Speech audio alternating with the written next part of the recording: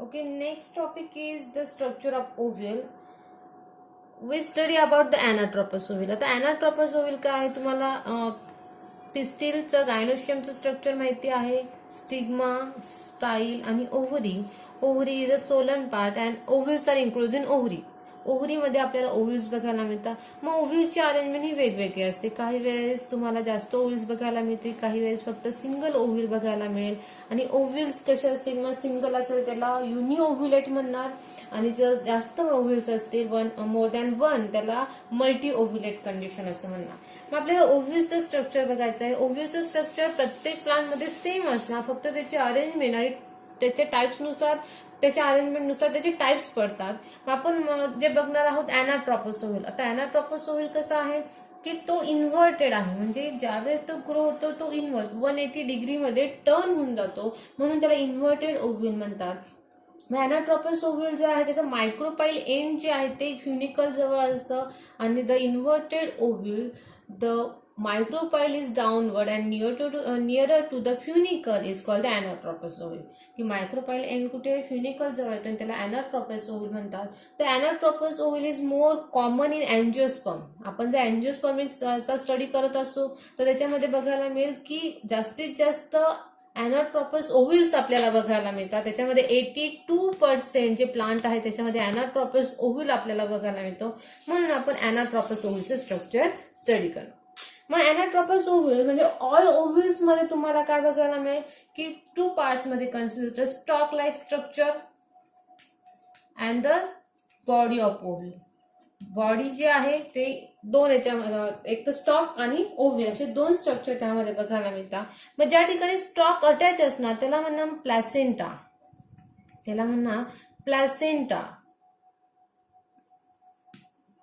त्यानंतर the stock like structure they give the mechanical support or strength to the ovule is called the funicle. जो stock like structure असणार तो काय करणार, mechanical support देणार आणि ते होल्ड करून ठेवायचं काम करणार, त्याला फ्युनिकल असं म्हणणार. आणि funicle also provide the nourishment to the body of ovule. Nourishment म्हणजे जे काही मिनरल्स वॉटर जे आहे ते प्रोव्हाइड करण्याचं काम कोण करणार, फ्युनिकल करणार. And this is the body. The ovule shape structure body is develop. Oval मध्ये तुम्हाला बॉडी बघायला मिळेल. Then the funicle and the body of ovule attach at that point they is called the हायलम.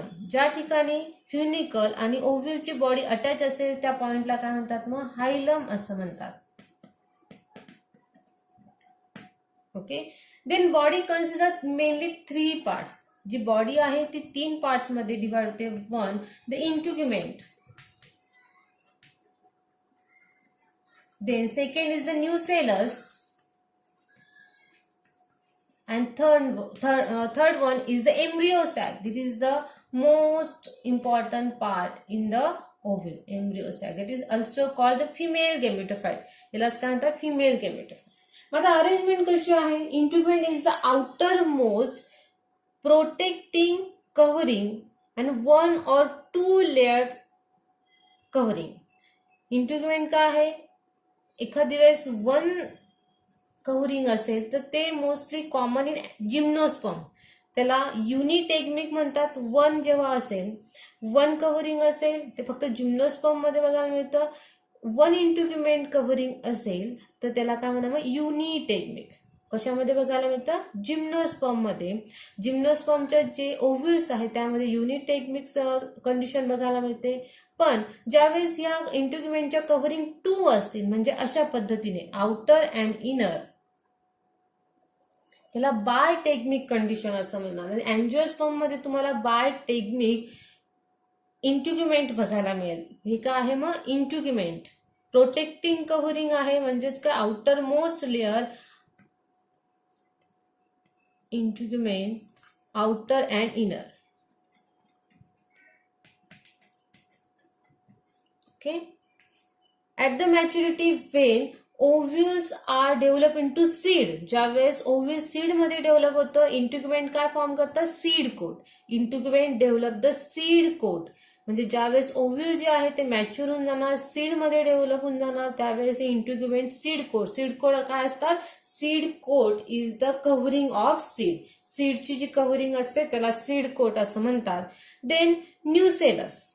Nucellus it is the most nutritive tissue in the ovule and made up of the parenchymatous cells. हा काय आहे मग? Nutritive tissue आहे, nourishment provide करण्याचं काम करतं आणि major part आहे. जास्तीत जास्त न्यूसेलसचा पार्ट तुम्हाला बघायला मिळतो. यामधल्या सगळ्या सेल्स कशा असतील मग? पॅरेनकायमॅटस सेल्स आहे, म्हणजे store the food material. Living cell आहे, फूड मटेरियल स्टोअर करण्याचं काम करतं आणि यातलीच एक सेल मेगास्पोर मदर सेल म्हणून काम करते, म्हणून त्याला मेगास्पोरोफाइट सुद्धा म्हणतात. मग यामध्ये काय डेव्हलप होतं मग? Embryo sack. यातलीच एक सेल काय करते? मेगास्पोर मदर सेल म्हणून काम करते आणि ती एम्ब्रिओ सॅक म्हणून डेव्हलप होते आणि यामध्ये embryo sac. This is the nucellus. It is a nutritive tissue. Nucellus. Okay, then embryo sac. Sorry, not embryo. The embryo sac develop into the nucellus. Then embryo sac नंतर आपण नंतर बघूया. नंतर तुम्हाला टू एंड्स बघायला मिळतात. Ovules are inverted and form a two poles.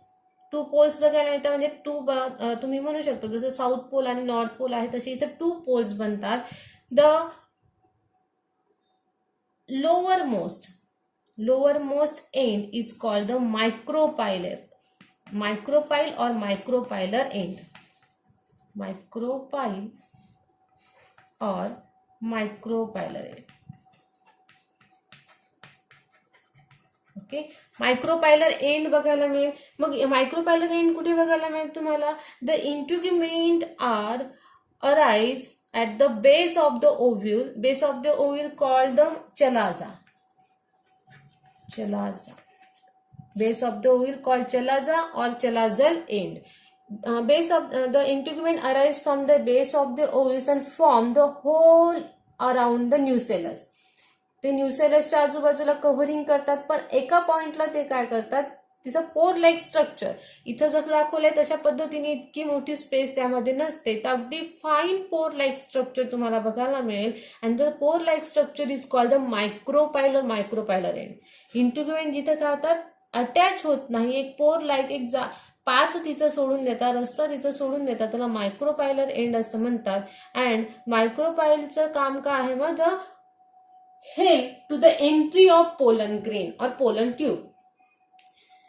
Entry of pollen tube.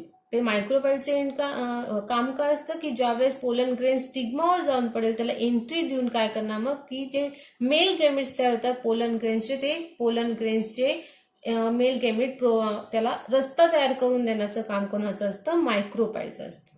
आणि chalaza is the basal portion, म्हणजे बेस आहे तो ओव्ह्यूलचा. आणि embryo sac also develop towards the micropylar end.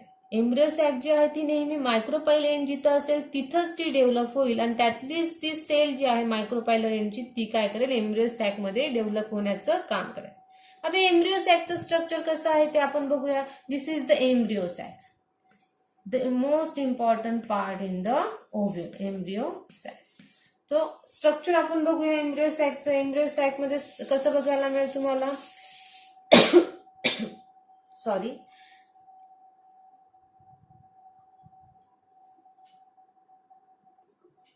Embryo सॅकचं structure तुम्हाला बघायचं आहे. मग एम्ब्रियो सॅक कसं असेल? Oval structure. हे जे आपण काढतोय हे आपण थोडं मॅग्निफाईंग करून काढतोय कारण की इथं आपल्याला लेबलिंग करायला जागा नाही, म्हणून आपण बघणार की एम्ब्रियो सॅक कशी दिसेल. मग यामध्ये तुम्हाला 7 सेल 8 न्यूक्लिएटेड स्ट्रक्चर बघायला. तर 7 सेल कसं की 3 आर द चलाझल एंड. 3 सेल कुठे असणार मग? चलाझल एंड जिथं आहे, म्हणजे ह्या बाजूने या सेल इथं अशा अरेंज असतील 3 वरच्या बाजूने. And 3 are micropylar end.